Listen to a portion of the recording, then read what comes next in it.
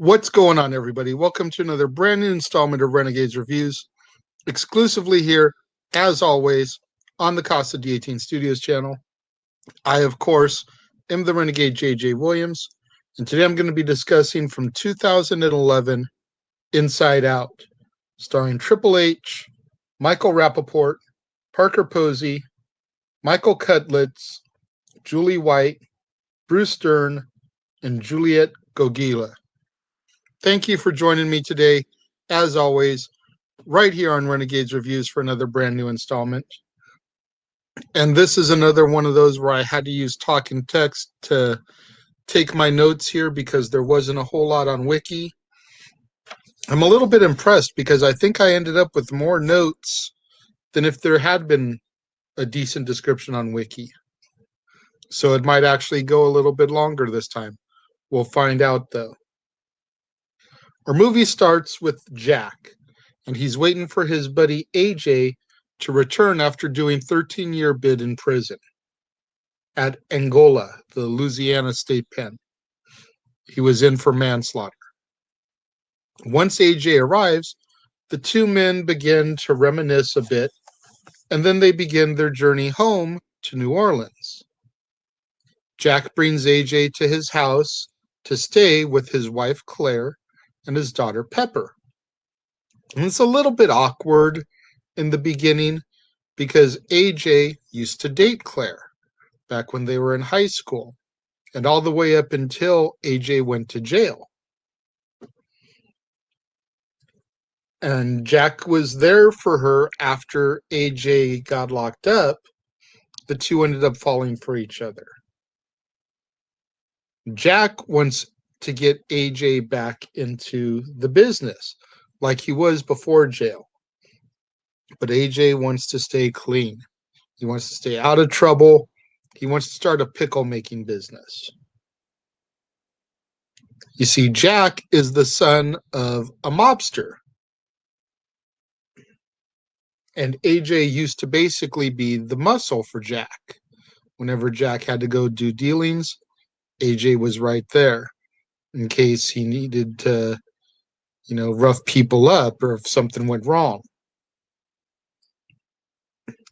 The next day, AJ and Jack go to visit Vic, who's Jack's father. And even Vic tries to get AJ to come back into the business, but to no avail. After the meeting with Vic, AJ and Jack go to a bar where Jack is supposed to meet a man named Sylvester to pick up money for Vic's shipment that's coming in. See, Vic has been smuggling cigarettes into Louisiana from other countries. He buys them cheap, bypasses the taxes that get put onto them, and he doubles his money when he sells them to the convenience stores. As Jack is trying to do his business with Sylvester, things get out of hand, so Jack pulls out his gun, and he accidentally shoots Sylvester.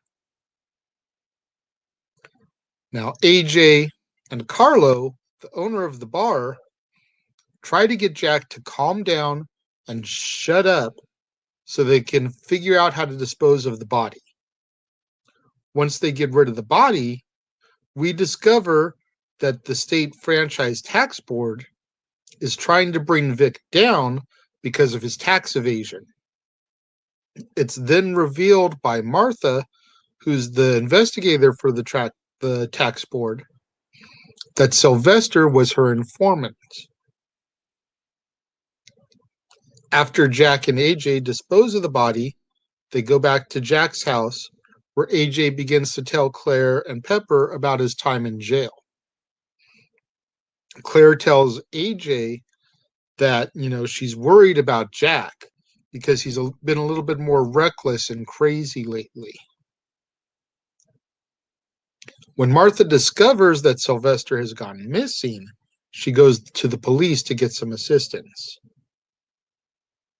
Still paranoid about killing Sylvester, Jack decides to retreat to the family cabin while things kind of cool down a little bit, hoping he can buy some time, While all this is going on and Jack goes into hiding, AJ goes to pay his mom a visit, and his mom is in a hospice facility. He goes to visit her, but he quickly becomes uncomfortable and leaves. He then goes to pay Vic a visit and try to smooth things over with Vic. Tell him exactly what happened. And Vic tells AJ that he needs to clean up the mess and put the sick dog down. AJ then goes to the bar where the incident happened, and he pays a visit to Carlo. We don't see a whole lot of this, but when AJ leaves, Martha and the police officer come in, and they've got this cleanser that when they use it will expose if there's been any trouble, any blood or anything. They do their business and investigate, leave. Then Vic shows up with his muscle, a female named Irina, and he's going to deal with things his own way, not believing a word of what AJ told him regarding Jack and AJ and their involvement. Because you see, the money has gone missing. The money that was supposed to be for the shipment never made it to Vic. So Vic wants to know not only where Jack is, where his money is. So he questions Carlo about the whereabouts of Jack and the money. Of course, Carlo doesn't know. So Vic has Irina tie Carlo up and strap a bomb on him. Once Vic and Irina leave the bar, the bomb detonates, killing Carlo, Carlo's mom, and completely destroying the bar. When AJ goes to his first meeting with his probation officer, that's about as awkward as you could imagine. He leaves, and he's approached by Martha and the police officer. They let AJ know that they know what's gone on, and they ask him to come with him. Well, he's trying to be a good law-abiding citizen and doesn't want any kind of trouble. So AJ goes with Martha and the cop. They go down to the docks, and AJ watches as Vic gets arrested while receiving his shipment of cigarettes. Martha and the officer then make AJ a deal. Because, of course, AJ doesn't want to go back to prison. They tell him that if AJ can help them pin the murder of Carlo onto Vic, AJ will remain a free man. And they offer to give Jack a lighter sentence, knowing that he's involved, but they don't know how.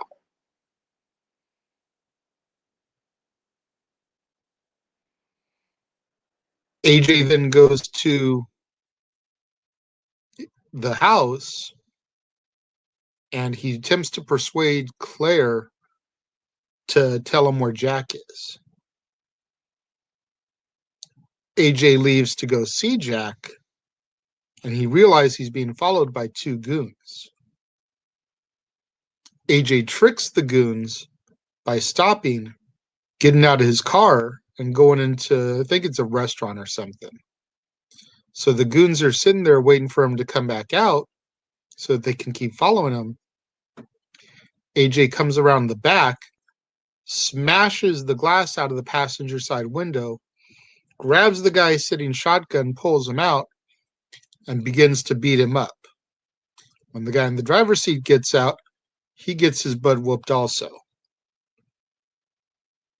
AJ ends up arriving at the cabin, and he tells Jack about the deal on the table for him.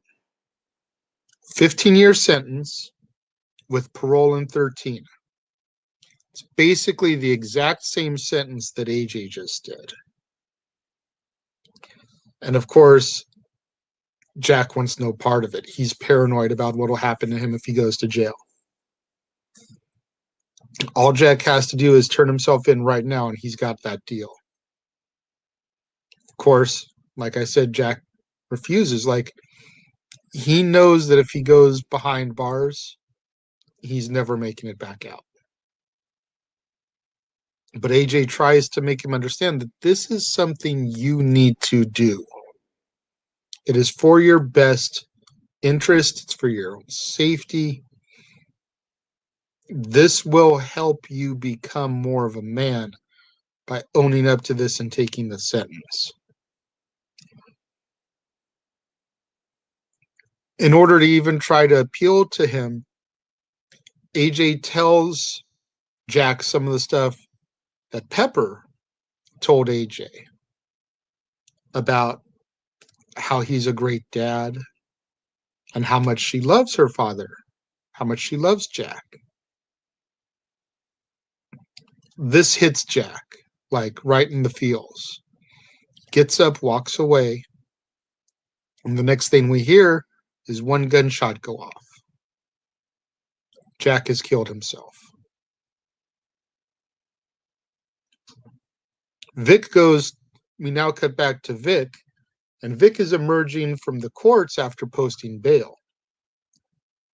As he emerges, he's placed under arrest for the murder of Carlo, as well as Carlo's mother, who was just an innocent in everything.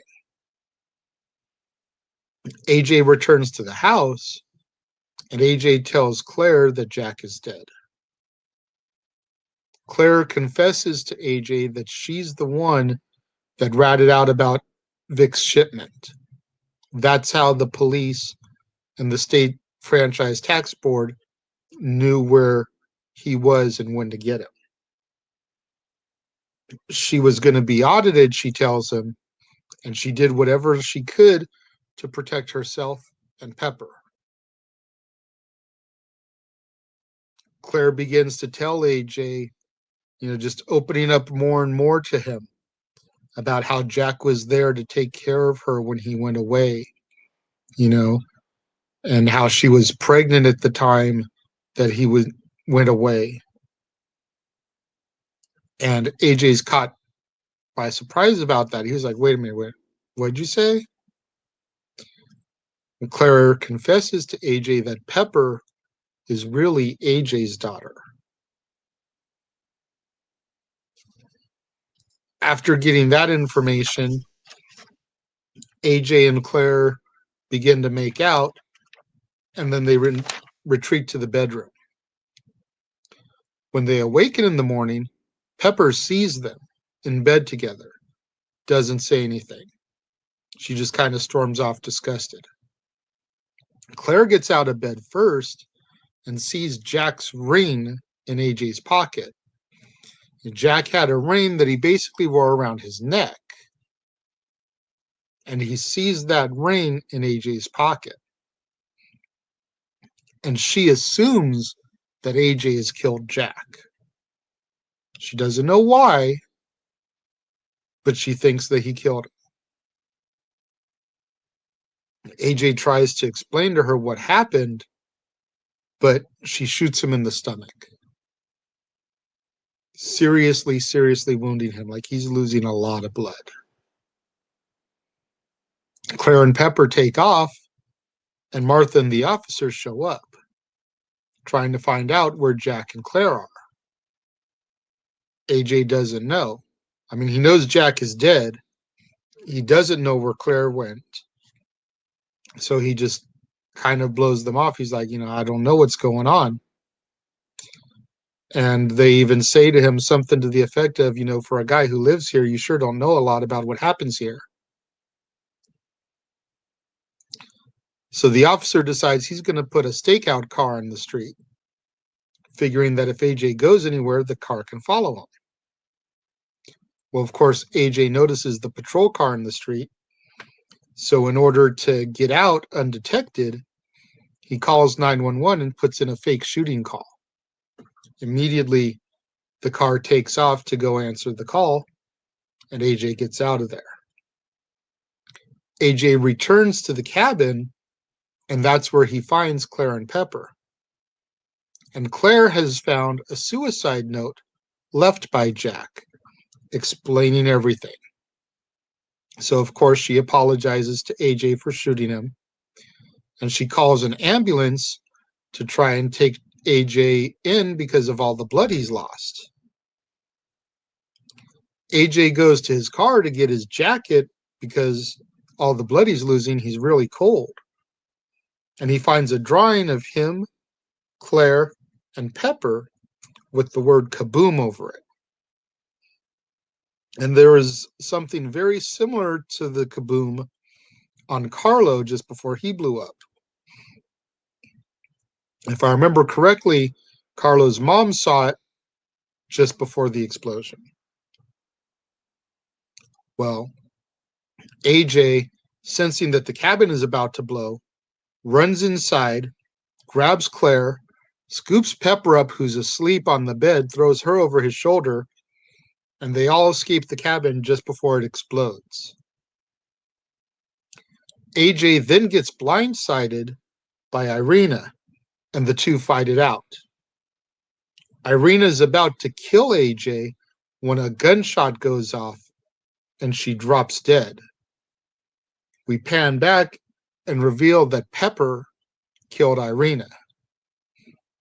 There had been a little bit of mention earlier in the movie about how Jack had paid for Pepper to learn how to shoot a gun, just in case she should ever need to.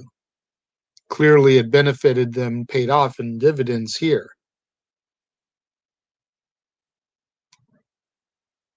Two weeks later, we flash forward, and we see Claire and Pepper at Jack's grave, paying their final respects, saying goodbye to the man that raised Pepper, Claire's husband.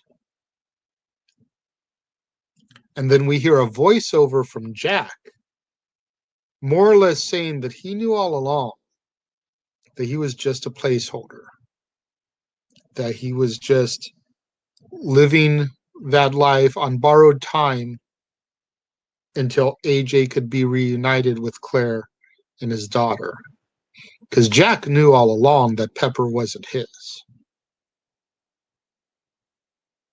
But nobody ever told AJ. So Jack, knowing this information, knew that eventually AJ and Claire would get back together.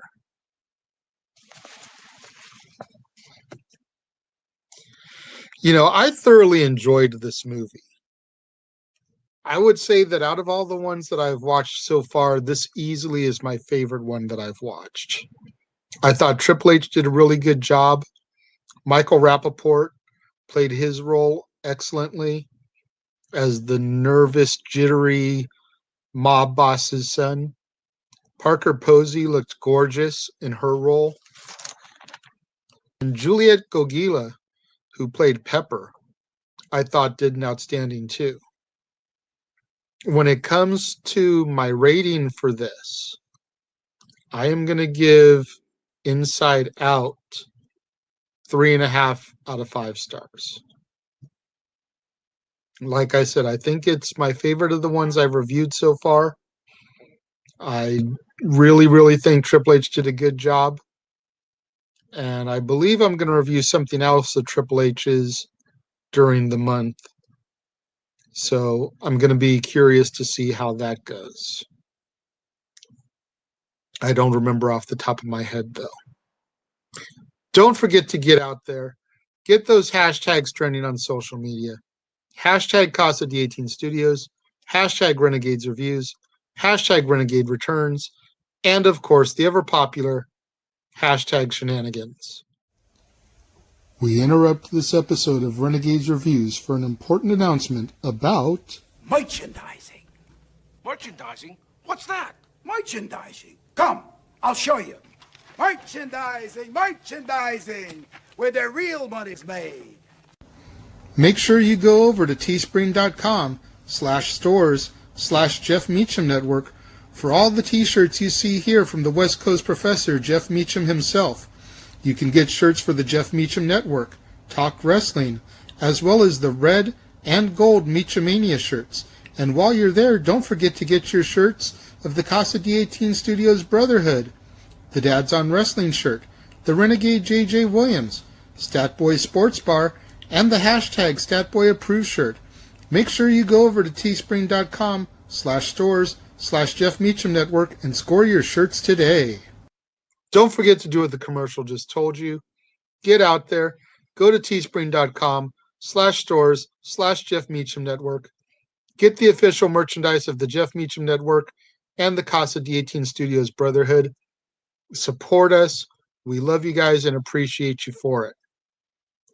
Tomorrow, right here on Renegades Reviews, exclusively on the Casa D18 Studios channel, make sure you join me when I'll be talking about Countdown, starring Kane, Dolph Ziggler, and Catherine Isabel. Don't want to miss that one. That one should be very interesting. It's one of the ones I'm most looking forward to because of the charisma that Dolph Ziggler has in the ring. I'm curious to see how it transfers over to the medium of film. So make sure you're here tomorrow for that. Once again, thank you for watching. I appreciate you all. Keep leaving me those comments, and I will see you guys next time.